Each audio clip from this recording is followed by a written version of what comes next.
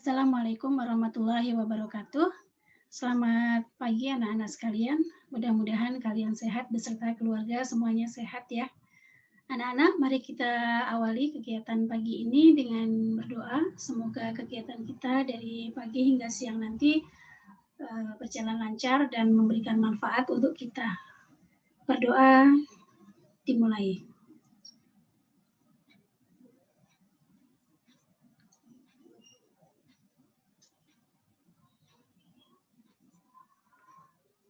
Cukup, anak-anak sekalian. Pagi ini Ibu akan memberikan tambahan materi untuk memperkuat wawasan kalian di bidang bioteknologi. Terima kasih kepada kalian yang sudah mengumpulkan tugas bioteknologi berupa pengolahan makanan membuat donat.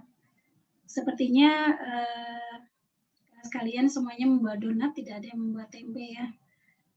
Tahun-tahun lalu karena memiliki pabrik tempe, jadi membuat tempe. Hari ini di tahun ini sepertinya semuanya jadi bos donat, jadi semuanya bikin donat. Tidak mengapa, karena itu adalah salah satu keterampilan kalian untuk membuat atau menghasilkan produk, salah satu produk bioteknologi yang dilakukan secara konvensional. Ya, terima kasih untuk yang sudah mengumpulkan.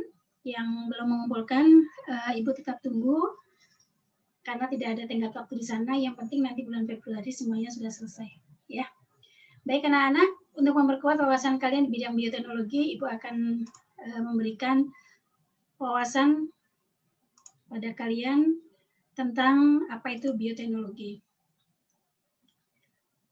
Mudah-mudahan kelihatan ya. Ya.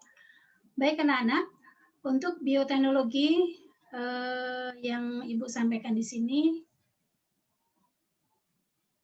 maaf, yang ini. Untuk PPT bioteknologi ini nanti akan Ibu berikan kepada kalian di grup Telegram agar kalian bisa mengerti, memahami dengan lebih lebih jeli lagi. Baik anak-anak, kita lihat apa itu pengertian bioteknologi. Bioteknologi adalah pemanfaatan organisme hidup untuk menghasilkan produk dan jasa yang bermanfaat bagi manusia. Apa yang kalian kemarin lakukan, yaitu membuat donat. Apa yang kalian tambahkan, memanfaatkan organisme hidup. Apa yang organisme hidup di sana, kalian tidak menambahkan apa-apa kan? Tapi perlu kalian ketahui bahwa semua anak yang membuat donat melakukan pembuatan adonan dengan menggunakan Fermipan. Kalau kita lihat kemasan Fermipan itu di sana mengandung mengandung khamir atau yeast yang disebut Saccharomyces cerevisiae. Itulah organisme yang hidup, itu adalah spora jamur Saccharomyces yang dikemas untuk dibangkitkan kembali saat kalian membuat adonan donat. Ya. Bioteknologi ini sudah dikenal sejak menjamur sudah sejak tahun 1977. Ya. Ini menggunakan bakteri dan jamur ragi untuk membuat makanan, ya, yang tadinya orang kedelai saja itu sudah membosankan, akhirnya kedelai ini akan diolah menjadi produk dan jasa yang lain, ya, yang memberikan nilai tambah, nilai yang lebih tinggi dan kemanfaatannya lebih baik dari bahan awal. Jadi membuat tempe, membuat keju itu karena produk susu yang berlebih, sehingga dibuat keju, dibuat mentega, kemudian terigu yang tadinya hanya diolah kurang baik gitu ya, dengan adanya Saccharomyces tadi, maka dia akan membuat roti ini menjadi lebih empuk, lebih teksturnya lebih baik dan dijual akan lebih tinggi dengan varian-varian rasa. Kemudian tempe yang tadinya kita mengkonsumsi kedelai, tidak mau lagi untuk mengkonsumsi kedelai yang direbus saja, tapi diolah sedemikian rupa, ditambahkan ragi rhizopus, lalu dia berjamur, justru jamurnya inilah yang akan menambah rasa. Jadi produk yang berbeda dengan awal, dengan bahan yang sama, tapi memiliki nilai yang berbeda sehingga dia memiliki nilai jual yang lebih. Istilah bioteknologi ini berkembang setelah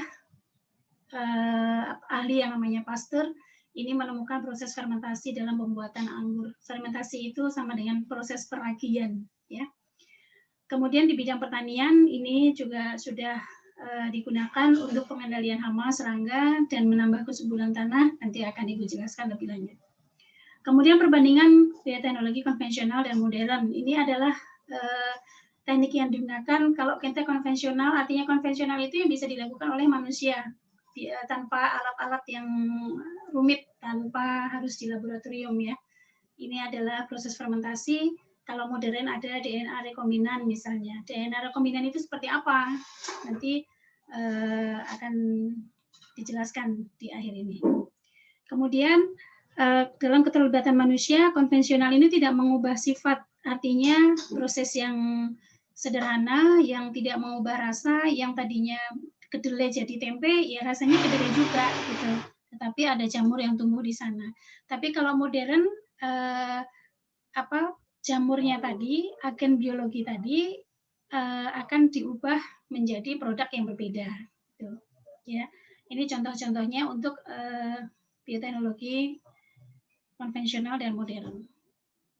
Kemudian ada juga mikroorganisme yang mengolah limbah industri. Jadi limbah industri yang mengandung zat besi yang sangat banyak, gitu ya. Ini memang sengaja ditebar mikroorganisme tersebut untuk memakan zat-zat besi tadi. Kemudian karena dia kenyang memakan zat besi tadi, lalu booming di sebuah tempat, gitu ya. Dan itu sudah tidak menjadikan berbahaya lagi karena limbah yang ada itu adalah limbah biotik, gitu ya, limbah makhluk hidup, bukan limbah industri lagi. Kemudian di bidang kesehatan dan kedokteran, manusia telah dapat memproduksi vaksin tertentu dengan bantuan virus. Nah, ini vaksin yang sekarang beredar yang harus kita suntikkan di masa corona ini, ya, dari Sinovac.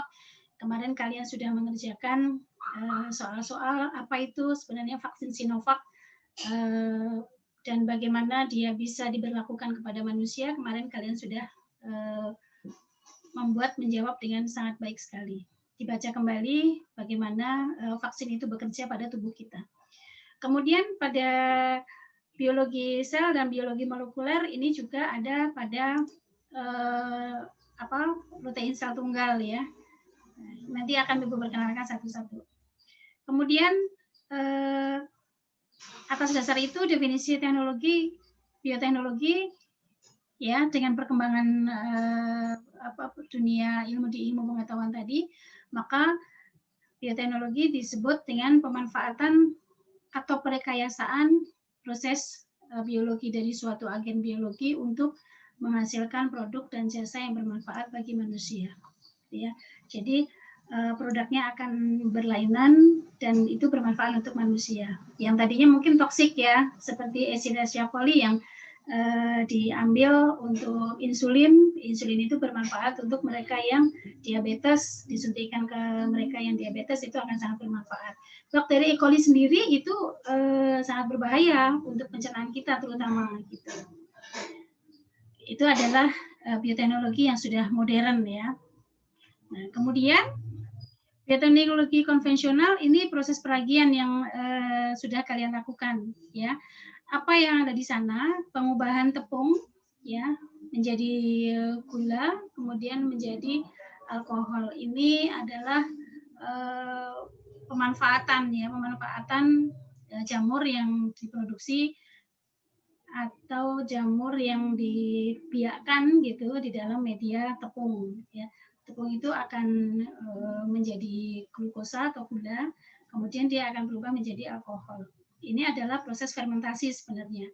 Nah, jadi alkohol ini apa buktinya dalam pembuatan anggur misalnya? Apakah dalam pembuatan tempe juga terlihat di sana? Kedelai yang kita buat untuk tempe itu kalau sudah terfermentasi di akhirnya di akhir produknya, tempe yang baru berkembang jamurnya, itu kalau kita pegang hangat gitu ya, hangat. Dan ini harus dalam kondisi anaerob, artinya dia tidak tidak bersentuhan dengan oksigen gitu ya. Oleh karena itu dalam pembuatan tempe itu harus ditutup rapat. Kemarin dalam pembuatan donat kalian juga setelah diuli, setelah dicampur dengan vermipan, kalian akan tutup dulu, diistirahatkan dulu adonannya. Nah, proses istirahat itu kalian bisa lihat kan, setelah setengah jam itu mengembang. Adonan itu mengembang. Apa sebenarnya yang mengembang?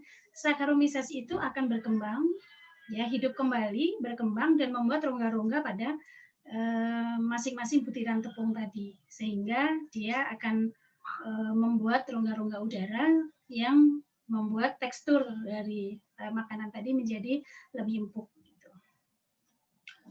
Kemudian tape juga, kalau kita habis makan tape, biasanya rasa panas yang kita rasakan itu karena alkohol yang dihasilkan dari proses fermentasi tersebut. Ya. Ini diperkenalkan ada tape pakai singkong atau tape pakai apa itu namanya beras ketan ya. Nah, itu bisa juga. Kemudian untuk yang modern nanti kita akan lihat contoh-contohnya. Ini tidak perlu. Ini nanti silakan dibaca saja.